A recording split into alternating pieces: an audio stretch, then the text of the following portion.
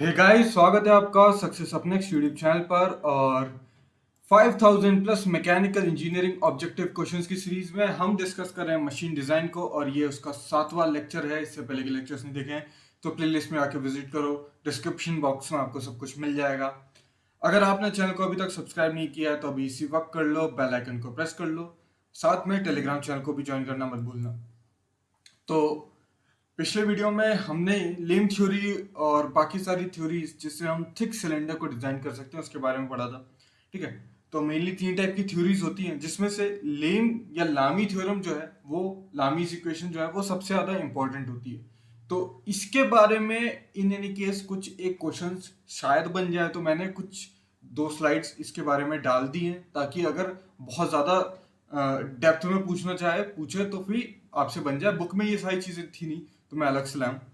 तो इसमें क्या होती है कि नंबर ऑफ इक्वेशंस होती हैं जो कि हम यूज करते हैं थिक सिलेंडर को डिजाइन करने के लिए। ठीक है, तो दो दो पैरामीटर्स पे चॉइस ऑफ इक्वेशन डिपेंड करती है कि देखो, अपने को अगर कोई भी चीज डिजाइन करनी है तो हम क्या करते हैं। डिजाइन करने का मतलब क्या होता है? डिजाइन करने का मतलब कुल मिला के ये होता है कि हम उसका जो भी ज्योमेट्रिक स्ट्रक्चर है उसके बारे में बता सके। अगर हम शाफ्ट डिजाइन कर रहे हैं तो हम उसका डायमीटर बता सकें। ठीक है, अगर थिक सिलेंडर डिजाइन कर रहे हैं, मान लो हमारे पास कंस्ट्रेंट है कि आउटर डायमीटर एक फिक्स्ड हो सकता है। ठीक है, तो हम उस केस में थिक इनर डायमीटर बता दें या थिकनेस निकाल लें। तो इस तरीके से हम उसके डायमीटर, थिकनेस, ये सारी वैल्यू बता पाए। इन अदर कुछ केसेस में हो सकता है कहीं हमें लेंथ बतानी हो किसी, अगर हम कोई शाफ्ट डिजाइन कर रहे हो फॉर सम एंगल, अगर हम उसमें शियर लग रहा हो या ट्विस्टिंग मोमेंट लग रहा हो, कहीं से बेंडिंग हो रही है, तो उस केस में हम मे बी हम उसका क्रॉस सेक्शन के बारे में बताना चाहे, तो ये सारी चीजें हम डिजाइन में निकालते हैं। ठीक है, तो दो चीज हो सकती हैं अगर हम थिक सिलेंडर को डिजाइन कर रहे हैं और हम बोल रहे हैं कि यार देखो, हमारा जो प्रेशर है मान लो यहाँ पर 250 मेगा पास्कल तक जा सकता है, 150 मेगा पास्कल तक जा सकता है, इस टाइप का। तो कौन सा सिलेंडर का मटेरियल लूं? ठीक है, तो सिलेंडर का मटेरियल हम बता सकते हैं। हम सोचेंगे कि यार देखो, यहाँ पे जो हम ब्रिटल मटेरियल हमको लेना है कि डक्टाइल मटेरियल लेना है, इस पे डिस्कशन हो सकता है। इसके बाद क्लोज कंडीशंस क्या हो सकती हैं कि यार हम जो सिलेंडर है वो हमारा क्लोज रहेगा कि ओपन रहेगा। अगर ओपन रहता है तो लॉन्गिट्यूडनल स्ट्रेसेस जो है वो तो नहीं आएंगी, क्लोज रहेगा तो वो भी आ जाती हैं। तो इस टाइप की चीजें होती हैं। तो जब भी ब्रिटल मटेरियल यूज होता है, जैसे कि सच एज कास्ट आयरन वगैरह, इसमें यूज कर सकते हैं, कास्ट स्टील यूज कर सकते हैं। Lame's theorem is use to determine the wall thickness. ठीक है, जब जब कि ब्रिटल मटेरियल यूज होता है तो हम लामीज इक्वेशंस को यूज करते हैं। ठीक है, कंडीशंस जो हो सकती है वहां पे ओपन भी हो सकती है, क्लोज भी हो सकती है। ये जो थ्योरी है एग्जाम से पूछी जा सकती है, मैक्सिमम प्रिंसिपल स्ट्रेस थ्योरी पे बेस्ड है। ऑब्वियसली आपको पता ही है मैक्सिमम प्रिंसिपल स्ट्रेस थ्योरी कब लगाते हैं, जब मटेरियल ब्रिटल होता है, और डक्टाइल होता है तो मैक्सिमम शियर स्ट्रेस थ्योरी या और डिस्टॉर्शन एनर्जी थ्योरी लगा लेते हैं हम। ठीक है, थ्योरी वगैरह लगा लेते हैं। ठीक है, तो there are principal stresses at the inner and outer surfaces. तो वो हम लोग इस तरीके से बताते हैं। 3 इक्वेशन जो आपको दिख रही है ना यहाँ पे, ये 3 मेन इक्वेशंस हैं यहाँ पर, ये 3 इक्वेशंस। उन 3 इक्वेशंस को हम यूज करते हैं और फिर हमारे पास ये रिजल्ट आ जाता है जो कि आपके एग्जाम पॉइंट ऑफ व्यू से इंपॉर्टेंट है, इसको आप याद रखने का।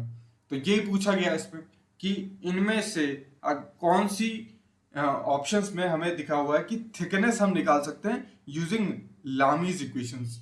तो अभी हमने देखा था यहाँ पे हमारा कौन सा ऑप्शन रहेगा, 120 का सी ऑप्शन हो जाएगा। ठीक है, फिर इसी तरीके से क्लाविरिनो की भी थ्योरम होती है।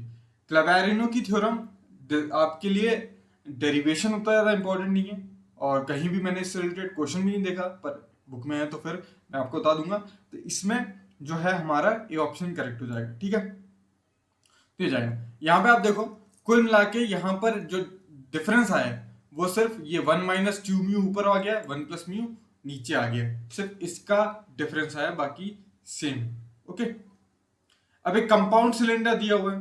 ठीक है, कंपाउंड सिलेंडर दिया हुआ है और उसका इनर रेडियस जो है वो 50 mm का है, आउटर रेडियस जो है 70 mm का है। तो एक 50 mm का ऐसा रेडियस का इनर सिलेंडर है और एक 70 का आउटर सिलेंडर है। ठीक है, इतने पे भी नहीं माने, और इसके बीच में एक और सिलेंडर है, बीच में एक और सिलेंडर है, और इस वाले का जो आपको जो रेडियस दिया हुआ है ये दिया हुआ है 60, ये 60 है, अंदर वाले का कितना था 50 था, और ये बाहर वाले का 70 है। ठीक है, इस तरीके से। तो हमको क्या बताना है, इसके अंदर जो जंक्शन पर प्रेशर आ रहा है वो 1 न्यूटन पर mm स्क्वायर यानी कि 1.1 मेगा पास्कल के बराबर आ रहा है। ठीक है, मैक्सिमम हूप स्ट्रेस बतानी है, तो मैक्सिमम हूप स्ट्रेस का ये आपको फॉर्मूला देखने को मिल जाएगा, 2p r2 square divided by r2 square minus r1 square, compressive में होगी ऑब्वियसली। और हमको कितने बताना है, 60 mm पे बताना था, तो r2 की वैल्यू 60 हो जाएगी और r1 की वैल्यू जो हो जाएगी, r1 की वैल्यू यहाँ पे 50 हो जाएगी।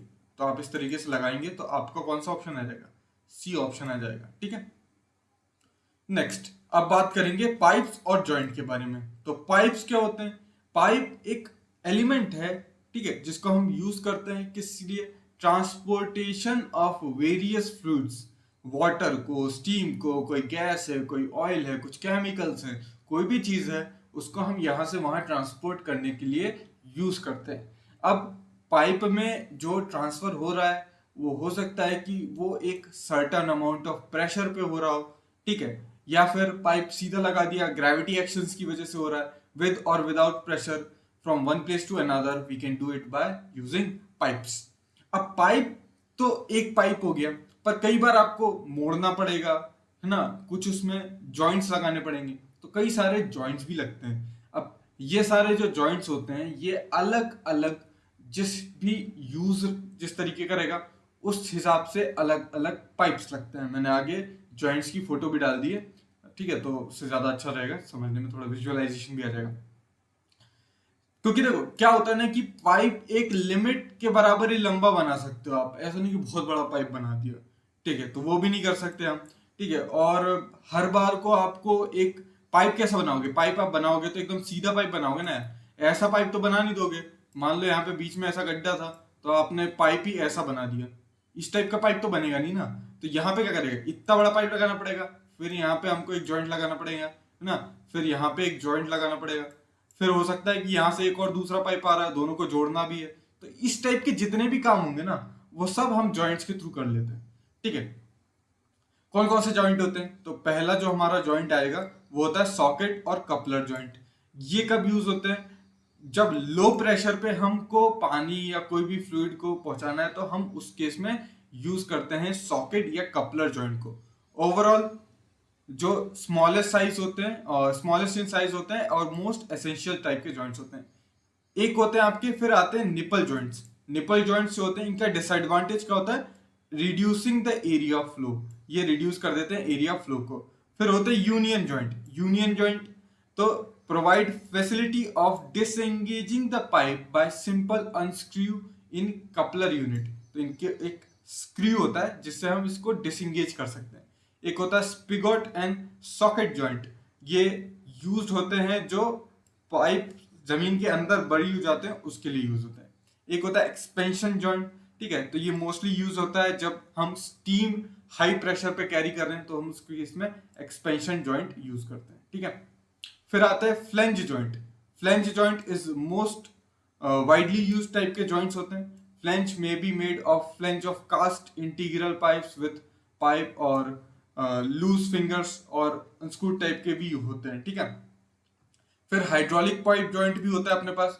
ठीक है, this joint has overall flange and are fastened by the two bolts. तो इसमें दो बोल्ट्स के थ्रू में जॉइंट किया जाता है, इसमें फ्लेंजेस भी होती है, ओवल फ्लेंजेस होती है। ठीक है, इसमें आप देख सकते हो 5 से लेकर 14 मेगापास्कल तक का प्रेशर ये कैरी कर सकता है। यहाँ पे मैंने बहुत सारे पाइप्स का बता दिया आपको। ठीक है, तो जैसे कि आप देख सकते हो यहाँ पर हमारे पास ये हेक्स निपल टाइप का जॉइंट है, तो आप देख सकते हो यहाँ पे क्रॉस सेक्शन जो है वो चेंज हो रहा है, यहाँ पे छोटा क्रॉस सेक्शन है, यहाँ पे बड़ा क्रॉस सेक्शन है। ठीक है, तो इस टाइप से बहुत सारे, ये एक और निपल हॉर्स निपल टाइप का है। ठीक है, तो यहाँ पे बहुत सारे ऐसे पाइप्स के दिए हुए हैं, ये देख रहे हो यूनियन फिटिंग दी हुई है आपको। तो इस टाइप के पाइप्स है ना। कास्ट आयरन के पाइप मेनली कब यूज किए जाते हैं, तो कास्ट आयरन के पाइप्स यूज किए जाते हैं वाटर और स्वीज सिस्टम्स में, कास्ट आयरन के पाइप्स यूज किए जाते हैं। ठीक है, joint mostly use for pipe carrying water at low pressure. सबसे पहला वाला जो था वही था हमारा 124 का जो हो जाएगा हमारा वो हो जाएगा ए, सॉकेट जॉइंट है ना, सॉकेट जॉइंट यूज करते हैं। फिर expansion joint is mostly used, expansion joint आपके हाई प्रेशर पे स्टीम को कैरी करने के लिए, तो 125 का बी हो गया। Spigot and socket joint is mostly use for point, तो buried under the earth, earth के अंदर जो बरीड होते हैं उसके लिए कौन सा बोल रहा है, स्पॉकेट, स्पिगॉट एंड सॉकेट जॉइंट को यूज करते हैं, क्वेश्चन ये कह रहा है, तो बिल्कुल सही हो जाएगा, अभी हमने देखा ही था। नेक्स्ट, अगर फ्लेंच हमारे पास जॉइंट है, उसे अगर लीक प्रूफ बनाना है तो सर्कमफरेंशियल पिच कितनी देनी होती है, तो कुछ एक फैक्ट बेस्ड क्वेश्चंस हैं, हर बार एग्जाम्स में पूछ लिए जाते हैं, तो याद तो मेरे ख्याल से हर चीज आप रख नहीं सकते, पर एक बार आप देख लो, ठीक है। 20√d से लेके 30√d के बीच में होता है, डी जो है यहाँ पे डायमीटर ऑफ द होल है, इंपेरिकल फॉर्मूला है, इसके डायमेंशन पे जाके सोचने की कोई जरूरत नहीं है, ठीक है। नेक्स्ट, अब आते हैं रिवेटेड जॉइंट्स पे, बहुत ही इंपॉर्टेंट हमारे रिवेट्स होते हैं, रिवेट्स पे हमेशा क्वेश्चंस आते ही रहते हैं, तो इंपॉर्टेंट टॉपिक है, ठीक है। रिवेट्स जो होते हैं एक शॉर्ट सिलेंडर बार्स होते हैं, ठीक है, तो इस तरीके से अगर आपको एक प्लेट है, ठीक है, और यहाँ पर एक प्लेट ऐसे है, इन दोनों को, और ऊपर भी एक प्लेट है इस तरीके से, तो अगर आपको इनको ज्वाइन करना है तो आप एक रिवेट फंसा देते हो ऊपर, दोनों से इसको प्लेन करके चपटा कर देते हो, तो यहाँ पे इस तरीके से परमानेंट जॉइंट बन जाता है। तो अगर कोई पूछे कि रिवेट से परमानेंट जॉइंट बनता है, टेम्परेरी जॉइंट बनता है, लूज जॉइंट बनता है, लीक प्रूफ जॉइंट बनता है, तो आपका कौन सा जॉइंट बनता है, परमानेंट टाइप का जॉइंट बनता है। रिवेट जो होती है उसको आप हाथ से भी कर सकते हो, रिवेट लगा हथौड़ा मार दिया, या रिवेटिंग मशीन्स भी होती हैं, उनके थ्रू भी किया जा सकता है। जैसे जैसे कई सारे हमारे पास काम होते हैं, उस हिसाब से वेरी करता है कि कौन कौन सा रिवेट्स हम यूज करेंगे, ठीक है। जैसे कि ये स्नैप हेड टाइप का जो हमारे पास रिवेट होता है, उसको हम यूज कर लेते हैं स्ट्रक्चरल वर्क्स में। बेसिकली जो स्नैप हेड यूज होता है ना, मैं आपको डिक्टेट कर दे रहा हूँ, कहीं लिख लेगा। तो स्नैप हेड टाइप का जो यूज होता है, स्नैप हेड आपका दिखता कैसा, आप बोलोगे सर ड्रॉ करके बता दो। देखो इस तरीके का ये रिवेट हो गया, इस तरीके से यूं, और ये ऐसे ओवल टाइप में होगा, ये होता है आपका स्नैप हेड टाइप का। ये जो यूज होता है ना, ये आपका बॉयलर में यूज होता है, मेजरली बॉयलर में ये यूज होता है। क्यों? इसकी फटीक स्ट्रेंथ जो होती है वो बहुत अच्छी होती है, इसलिए इसे बॉयलर में यूज करते हैं। फिर एक होता है कोन शेप्ड का, कोन शेप्ड में क्या होता है, ये ऊपर का ही चेंज होता है मोस्टली, तो नीचे का तो सेम ही रहेगा। कोन शेप्ड में इस तरीके का जॉइंट होता है, इस तरीके का आपका रिवेट बनता है, ठीक है। ये कोन शेप का, कोन शेप का कहाँ यूज होता है, जो मरीन एप्लीकेशंस होती है ना, शिप का हल वगैरह बनाते हैं, या बॉयलर में भी कभी कभी हम इसका यूज कर लेते हैं, ठीक है। इसकी क्या होती है, इसकी कोरोसिव स्ट्रेंथ बहुत अच्छी होती है। कोरोजन की प्रॉब्लम को अगर सॉल्व करना है तो आप कौन सा लगाओगे, कोन हेड लगा दोगे। इसको पैन हेड भी बोलते हैं, कोन हेड या पैन हेड भी बोलते हैं। इसके अलावा एक होता है काउंटर सिंक टाइप का। काउंटर सिंक टाइप का किसका तरीके का होता है, काउंटर सिंक यूज क्यों करते हैं, काउंटर सिंक यूज करते हैं, काउंटर सिंक यूज करते हैं जहां पे हमको लीक प्रूफ जॉइंट चाहिए होता है। तो उस केस में क्या होता है, रिवेट इस तरीके का बना होता है, varying parabolic cross section type का बना होता है, ठीक है। तो ये जॉइंट में जाके इस तरीके से आप खुद ही सोच सकते हो, ये जाएगा धीरे, यहाँ पे कम डायमीटर है, ऊपर ज्यादा है, तो नीचे वाला आराम से जाएगा, उसके बाद फंस जाएगा, और आप एक बार ऊपर से ठोक दोगे तो फिर लीक प्रूफ जॉइंट बन जाता है इसमें, ठीक है। अंडर वाटर मशीनरी अगर आपको बोल दे, सबमरीन्स बोल दे, शिप्स बोल दे, तो वहां पे भी इसका यूज कर सकते हैं। एक होते हैं सिंपल टाइप के फ्लैट हेड, यानी कि इस टाइप के रिवेट्स, ये फ्लैट हेड रिवेट्स होते हैं। ये फ्लैट हेड रिवेट्स कहाँ यूज होते हैं, ये फ्लैट हेड रिवेट्स होते हैं थिन प्लेट्स में अगर हमको यूज करना है, या जो स्ट्रक्चर के वर्क्स होते हैं ना, ठीक है, तो उसमें हम ये सारे जॉइंट्स यूज किए जाते हैं, ठीक है। तो आई होप ये सारी चीजें जो मैंने बोली है ना, इनको कहीं लिख लेना भाई, क्योंकि इस पे क्वेश्चंस बनते हैं, ये क्वेश्चंस पूछे जाते हैं, इवन इंजीनियरिंग सर्विसेज में पूछ लेता है। तो यू नेवर नो कि कुछ एग्जाम्स में टकरा जाए, तो जहां पे भी आपके नोट्स हो कहीं भी ये पॉइंट्स जो मैंने बताया आपको रिवेट्स के बारे में, कौन से रिवेट्स किस तरीके का उनका शेप होता है, थोड़ा सा ये ध्यान रख लेना, और नाम कहाँ यूज होते हैं, उनकी प्रॉपर्टीज क्या होती है, ये याद रख लेना, ठीक है। अब लैप जॉइंट क्या होता है, लैप जॉइंट, जैसे लैप क्या होता है, जैसे ये गोदी होती है, ये पैर, और इस पैर पे कोई ने सर रख दिया, ठीक है, इस टाइप से एक प्लेट ये थी और उसके ऊपर एक प्लेट ऊपर से आ गई, अब इन दोनों के बीच में ऐसा रिवेट ला के ज्वाइन कर दिया, तो इसको कहते हैं लैप जॉइंट। इसमें वन प्लेट जो है वो ओवरलैप करती है अदर टू प्लेट्स को और फिर उनको रिपीटेड किया कर दिया जाता है। एक होता है बट जॉइंट। अब बट जॉइंट कैसा होता है बताता हूँ, बट जॉइंट कैसा होता है। मान लो कि हमारे पास एक प्लेट थी, इस तरीके से एक प्लेट थी, और फिर दूसरी प्लेट इस तरीके से ला दी, ठीक है। अब इनको ऐसे ही जोड़ देना, तो इसके ऊपर एक प्लेट लगाई, इस तरीके से एक्स्ट्रा प्लेट लगाई और यहाँ पे ऐसे जोड़ दिया। अगर सिर्फ मैंने ऊपर से प्लेट लगा के रखी है तो उस केस में ये क्या हो जाएगा, सिंगल बट जॉइंट हो जाएगा। अगर मैंने यहाँ पे एक और प्लेट लगा दी तो ये डबल स्ट्रैप बट जॉइंट हो जाएगा, ठीक है। तो कवर प्लेट जो होती है, स्ट्रैप जिसे बोलते हैं, वो ऊपर एक साइड भी लगाई जा सकती है, दोनों साइड भी लगाई जा सकती है, ठीक है। कोई डाउट नहीं यहाँ पर, ओके। अब बट जॉइंट जो हो सकते हैं वो सिंगल स्ट्रैप बट जॉइंट भी हो सकता है, डबल स्ट्रैप बट जॉइंट भी हो सकता है, ठीक है, depending upon the number of रोज, कितने रिवेट लगाए जाते हैं, ठीक है। अगर नहीं मतलब सिंगल स्ट्रैप में एक ऊपर लगेगी, डबल स्ट्रैप में नीचे भी लग जाएगी। अब कितनी रोज लग रही है रिवेट की उस पर भी डिपेंड करता है। सिंगल रिपीटेड हो सकता है, डबल रिपीटेड हो सकता है, ठीक है, ट्रिपल रिपीटेड, क्वाड्रपल रिपीटेड, कितना भी हो सकता है। यहाँ पे मैंने सब लगा के रखा है, यहाँ पे नीचे लिखा भी हुआ है, ठीक है। Single repeated lap joint, single repeated cover joint, तो इसको आराम से पढ़ लेना। देखो यहाँ पे, देखो जब ये एक बराबर सीध में ऐसे लगे होंगे ना, तो ये तो आपके सीधे वाले हो जाते हैं, इनको कहते हैं जिगजैग, ठीक है, जिगजैग कहते हैं इसको, इसको कहते हैं चेन रिवेटिंग, ठीक है। यहाँ पे आप देख सकते हो ये आपका एक लैप जॉइंट है, यहाँ पे एक लैप जॉइंट बना हुआ है। फिर यहाँ पे आपका ये बट जॉइंट है, ये देखो ये प्लेट इधर से आई, ये प्लेट इधर से आई, ऊपर से एक स्ट्रैप लगा के जोड़ दिया। यहाँ पे देखो दो स्ट्रैप लगी हुई है, यहाँ पे सिंगल स्ट्रैप, ओके, ठीक है। When the riveted in the various row are opposite to each other, अब जब अपोजिट टू ईच अदर होंगे, जैसे कि आप इसमें देख सकते हो, ये देखो यहाँ पर ये और ये अपोजिट है एक दूसरे के, तो उसको चेन रिपीटिंग कह देते हैं।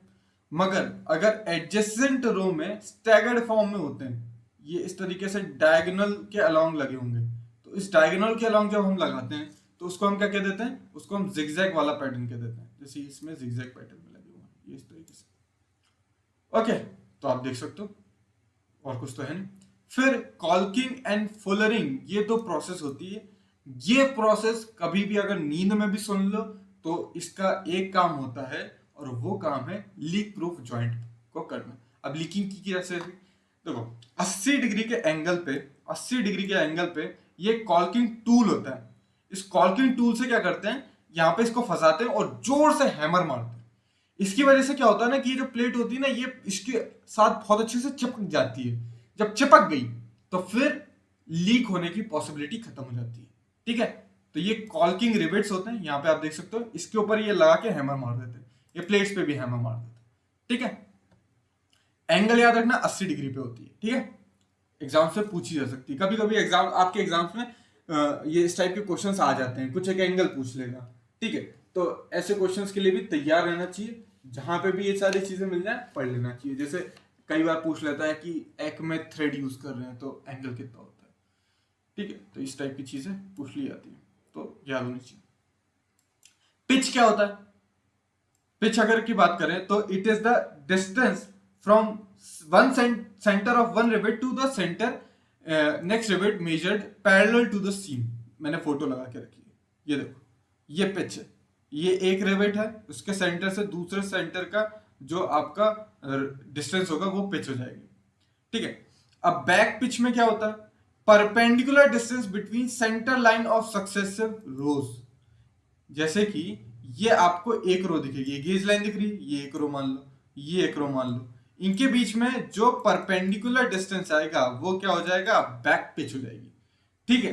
फिर एक आती है डायगोनल पिच, किस केस में होगी, ये डायगोनल पिच, ये आपकी डायगोनल पिच हो जाएगी, ठीक है, अगर ये रिवेट डायगोनली लगे होते, ठीक है। The distance between the centre line of a rivet adjacent to zigzag riveted joints के केस। मार्जिन और मार्जिनल पिच क्या होती है, distance between the centre of rivet hole to the nearest edge. ये जो एज है उससे जो ये जो एज है इससे जो नियरेस्ट डिस्टेंस होगा ना, वो आपका मीटर में मार्जिन हो जाएगी, या मार्जिन लैब, मार्जिन डिस्टेंस, कई सारी चीजें इसके नाम होते हैं। रिवेट्स को अगर स्पेसिफाई करना है, मतलब स्पेसिफाई करने का मतलब क्या होता है, दुकान पे गए, बोले रिवेट्स दे दो, बोले भाई कौन से, मतलब आपको मतलब कौन से रिवेट्स, कितने बड़े रिवेट्स चाहिए, तो कैसे बताओगे? तो उसका जो शैंक का डायमीटर होता है, शैंक का जो डायमीटर होता है ना, जो नीचे मैंने आपको जैसे डायग्राम बताया था, मान लो मैं बता देता हूँ आपको, ये इस टाइप का स्नैप हेड वाला बनाया था मैंने। स्नैप हेड कहाँ, बॉयलर में यूज होता है, फटीक स्ट्रेंथ अच्छी थी। तो ये जो डायमीटर होगा ना, ये डायमीटर, इसे कहता है शैंक डायमीटर, तो इससे स्पेसिफाई करते हैं, ठीक है। और जिस भी होल के अंदर ये जाएगा, ऑब्वियसली उस होल का डायमीटर इससे ज्यादा होगा थोड़ा सा, ठीक है, तभी अच्छे से जा पाएगा।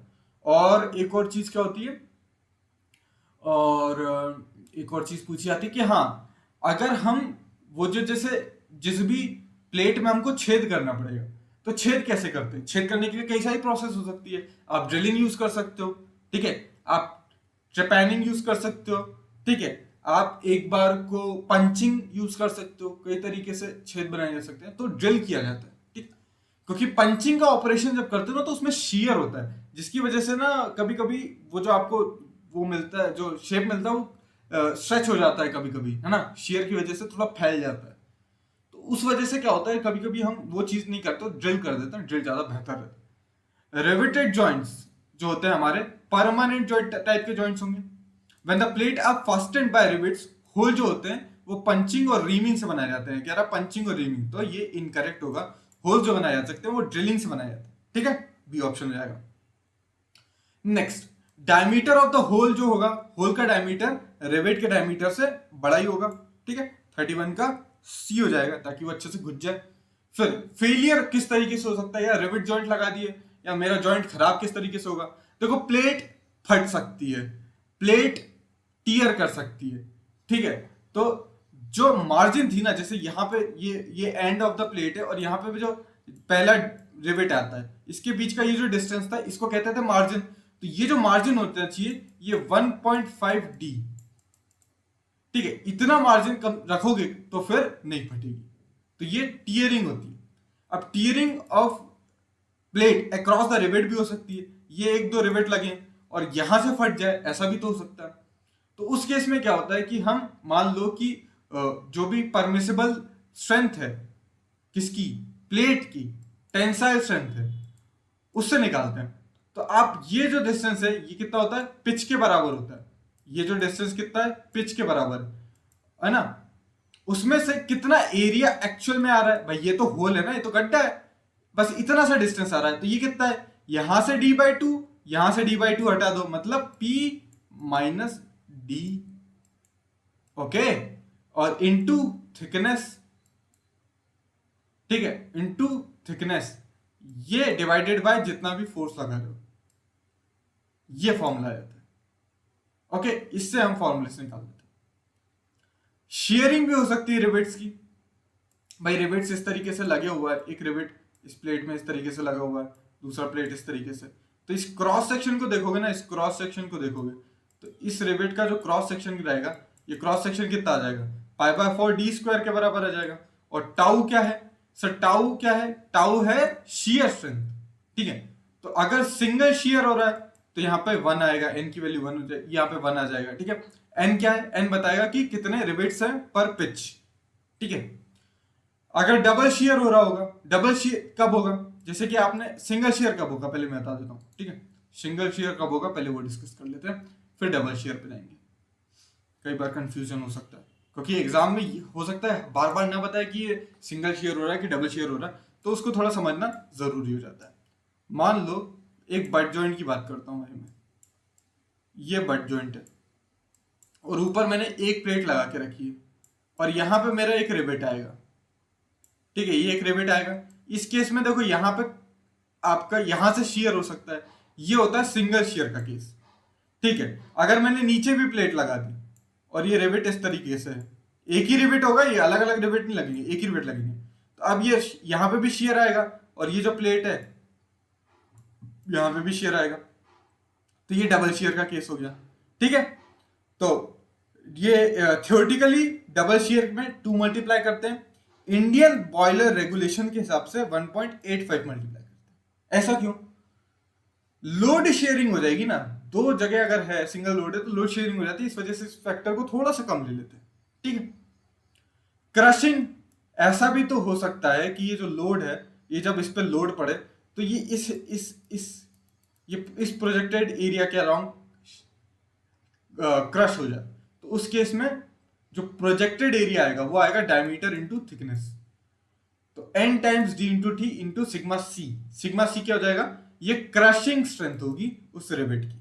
ठीक है, इनमें से जो भी लीस्ट वैल्यू होगी, लीस्ट क्यों यार, टीयरिंग से फेलियर होता है 100 न्यूटन लगाने पे, क्रशिंग से हो रहा है 50 न्यूटन लगाने पे, और शियर से हो रहा है मान लो 60 न्यूटन लगाने पे।